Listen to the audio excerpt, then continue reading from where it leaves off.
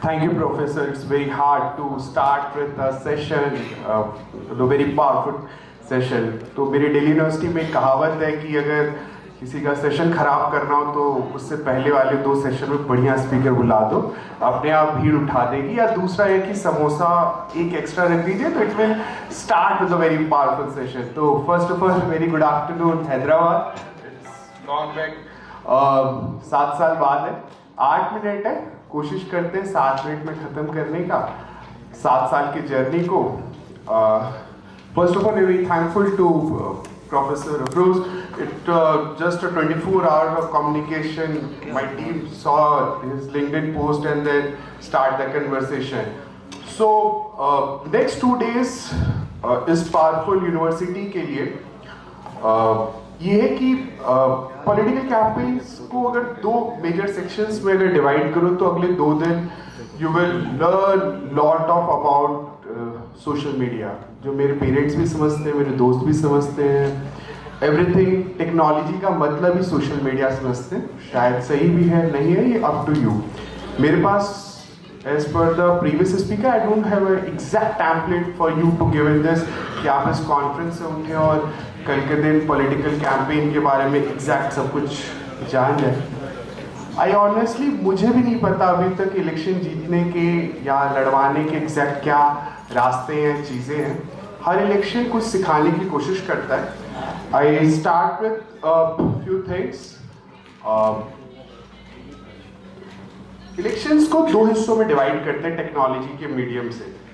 First Yashwant sir यहाँ नहीं है, सबसे पहले उनका भी thanks. Where I am right now उसका एक छोटा सा पार्ट उनका भी है। इन 2013-14 हम लोग सर्वे करते थे as a student in Delhi university, उसमें इंटर्न बन के, तो सी वोटर के लिए भी सर्वे किए थे उस time. So start with the 2 things, the problem statement. Let suppose I Delhi elections complete हुआ है, उसके तेजी से टेक्नोलॉजी के मतलब समझते हैं। There is 2 terms is booth and polling station. किसी को पता है बूथ क्या होता है? क्विक बूथ जहाँ पे इलेक्शन के लिए वोट गिराने सब जाते हैं, वो पोलिंग स्टेशन है। तो इस तरह से समझते हैं कि जहाँ पे एक ईवीएम पे आप बटन दबाते हो वो एक ईवीएम आपका बूथ है। जहाँ पे आप पोलिंग सेंटर है वहाँ 3-4 ईवीएम रख दिए जाते हैं। इसको बहुत इजी समझते हैं भारतीय भाषा में। आप समझो दिल्ली के अंदर 10,000 पोलिंग बूथ हैं, जिसमें से पिछले 3 बार से एक पार्टी चुनाव जीत रही है, जो स्लम्स, जो कि क्लस्टर्स और उसके अंदर है, जिसके 1300-1400 बूथ के ऊपर है। 1200 बूथ कुछ ऐसे हैं, 1200 ईवीएम ऐसे हैं कुछ कॉलोनीज के अंदर आते हैं, जहां हर चुनाव के वक्त 6 महीने के अंदर एक पार्टी बी को वोट पड़ जाता है, हर 6 महीने के बाद तुरंत वोट पड़ता है ए को पड़ जाता है। वहां के लोग स्मार्टफोन भी यूज करते हैं, दे travel with the metro, they start with the things. अब उनके लिए इलेक्शन कैंपेन बनाना है, लोग वही हैं 6 महीने में। इनको हमारे टर्म में स्विंग वोटर्स कहा जाता है। टेक्नोलॉजी प्रॉब्लम या प्रॉब्लम स्टेटमेंट ये है, design election campaign to reach out to those voters who start with the swing voters. Swing voters के लिए क्या होता है? पॉलिटिकल साइंस के आप सब स्टूडेंट हैं तो बहुत ले लैंग्वेज में बात करते हैं। लोहिया बात किया करते थे कि 4 का इलेक्शंस के सबसे इंपॉर्टेंट है, कार्यकर्ता, कार्यालय, कोष और कार्यक्रम।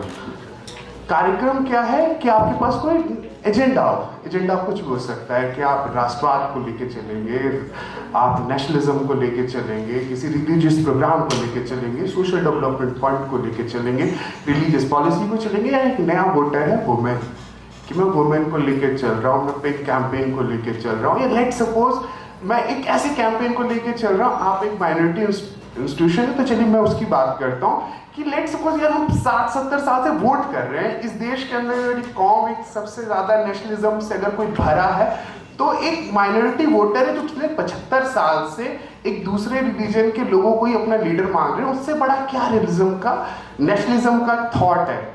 तो इस सारे प्रॉब्लम स्टेटमेंट्स के साथ एक कैंपेन को ड्राइव करना, और उस ड्राइव के साथ 3 बड़ी चीजों जो मैंने बताया, 4 चीजें।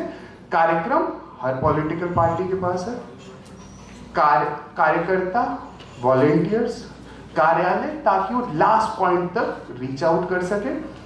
और फिर लास्ट में आता है कि कोष, कि आपके पास फंड ड्रिवन हो उन कैंपेन्स को चलाने के लिए। तो 2025 के कैंपेन में किसी पॉलिटिकल पार्टी को ये समझाने की जरूरत नहीं कि why you need technology to fight elections. और ना अब वो दिक्कत है कि एक के पास 100 करोड़ का फंड है और एक के पास पैसा ही नहीं है। पिछले 10 सालों के इलेक्शंस में छोटे फॉर्मेट में भी इलेक्शंस को लड़ा गया है। तेलंगाना उसका खूबसूरत एग्जाम्पल है। वहाँ कांग्रेस ने फॉर्म की गवर्नमेंट, जिस भी तरीके से उसमें नहीं जाएंगे। आम आदमी पार्टी ने अपने इलेक्शंस प्रीवियसली फाइट किए, इतने बड़े इलेक्शन मशीनरी के खिलाफ। अब एक चीज आपको और समझिए, अगर आप इस इंडस्ट्री के अंदर if you want to go deep dive, there is a 3 terms also. जब भी इलेक्शन कंसल्टेंट, इलेक्शन कैंपेन या पार्टी जब भी कार्यक्रम बनाती है, उनको 3 चीजें बहुत जल्दी समझ में आती है। उनको पता है जब मैसेज में पार्टी को भेजना हो, चुनाव चिन्ह को भेजना हो या पार्टी के नेता को भेजना हो, आपको जान के बहुत हैरानी होगी कि किसी नेता को पहुंचाना बहुत आसान होता है। इसीलिए इलेक्शन कैंपेन जब भी कोई पार्टी बनाती है, वो जल्दी से कोशिश करती कि पूरे कैंपेन की शक्ल किसी व्यक्ति को थाम दी जाए। देश की विडंबना है, there is a very hope it will be solve in the next 1 decade, जहां कैंपेन की चेहरे पिछड़े, आदिवासी और महिलाएं बन जाएंगी। देयर इज अ, मतलब हम जब 14 से देख रहे हैं तो अब आ गया है कि women is a voter. Campaign शुरू करो, अब वो रिप्रेजेंटेशन में बदलेगा।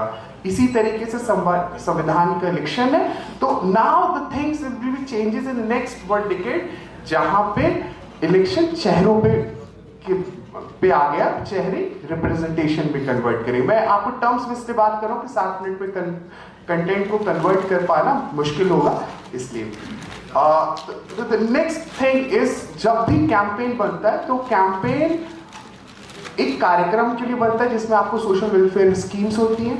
फिर जो गरीब आदमी, जो एक्चुअल वोटर है, जो 70-80% वोट करता है, जो आप लोगों के लिए सर्व होता है कि मुस्लिम एरियाज के अंदर ज्यादा वोटिंग होती है, सेम चीज गरीब आबादी, हिंदू आबादी में भी होती है। इस्लाम से आप उठा के देख लो, वहां ज्यादा वोटिंग होती है। क्यों? उनको विश्वास है 5 साल में यही एक चीज है जो उनका मुकद्दर बदल सकता है। तो democracy is the only solution for the welfare.